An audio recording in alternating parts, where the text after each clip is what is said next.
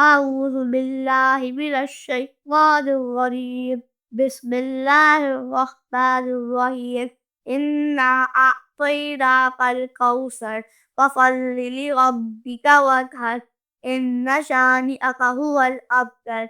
بے شک عطا کی ہم نے آپ کو خیر کثیر، بس نماز پر اپنے رب کے لیے اور قربانی کر، بے شک تمہارا دشمن ہی بے نام و نشان ہوگا۔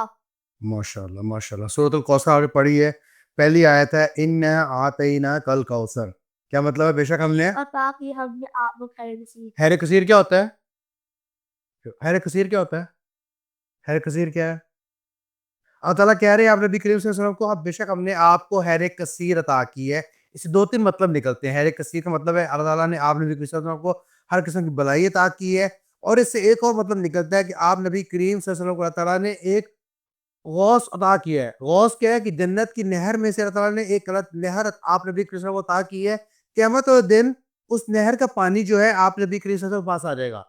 لسن ٹو دس، آپ نبی کریم صلی اللہ علیہ وسلم کے پاس کس طرح آئے گا پتہ نہیں، پائپ میں آئے گا، کیسے آئے گا؟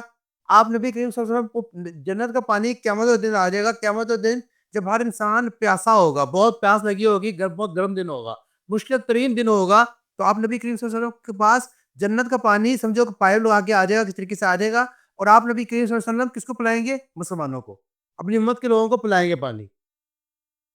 یعنی کہ اتنا زبردست پانی ہوگا جنت کا، آپ نبی کریم صلی اللہ علیہ وسلم کو ملے گا، اور آپ نبی کریم صلی اللہ علیہ وسلم ہم لوگوں کو، مسلمانوں کو، اچھے مسلمانوں کو پلائیں گے، اور جو وہ پانی پی لے گا اسے پھر کبھی پوری زندگی پیاس نہیں لگے گی، اتنا پاورفل پانی ہوگا وہ۔ تو اللہ کا دعا کرنی چاہیے کہ اللہ تعالیٰ ہمیں وہ کوثر عطا فرمائے آپ نبی کریم صلی اللہ علیہ وسلم کے صدقے۔ اوکے، اگلی آیت۔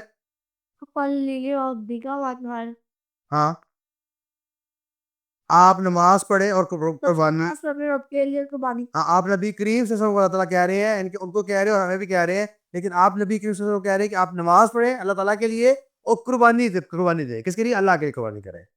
یعنی کہ ہمیں بھی یہ حکم ہے کہ نماز پڑھیں اور قربانی دیں، ٹھیک ہے؟ یعنی کہ اللہ تعالیٰ کے لیے نماز پڑھیں اور قربانی بھی کس کے لیے کریں؟ اللہ کے لیے قربانی کریں۔ آگے۔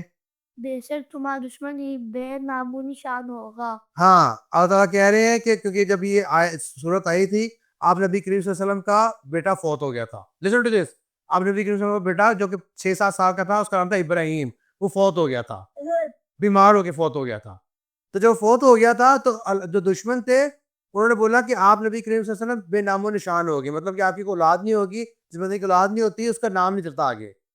تو اللہ تعالیٰ کہہ رہے ہیں کہ نہیں، بے شک آپ کا دشمن ہی جو ہے نا وہ بے نام و نشان مرے گا، کیونکہ آپ نبی کریم صلی اللہ علیہ وسلم کو اللہ تعالیٰ نے پوری امت کو آپ کا وارث بنا دیا۔ ہم آپ نبی کریم صلی اللہ علیہ وسلم کے امتی ہیں، آپ نبی کریم صلی اللہ علیہ وسلم کا نام چل رہا ہے، ان کی بیٹی کے تھرو فیملی چل رہی ہے، اور جتنے دنیا کے مسلمان ہیں آپ صلی اللہ علیہ وسلم کا نام لینے والے ہیں۔ تو اللہ تعالیٰ آپ نبی صلی اللہ علیہ وسلم کہہ رہے ہیں کہ بے شک آپ کا دشمن ہی جو ہے نا بے نام و نشان رہے گا، آپ بے نام و نشان نہیں رہیں گے، کیونکہ جب تک قیامت نہیں آتی، قیامت تک آپ نبی کریم صلی اللہ علیہ وسلم کا نام اونچا رہے گا، ہر بندہ ان کو جانے گا۔ سمجھ لگی کتنی امپورٹنٹ صورت ہے؟ ماشاء اللہ، یہ گڈ جاب۔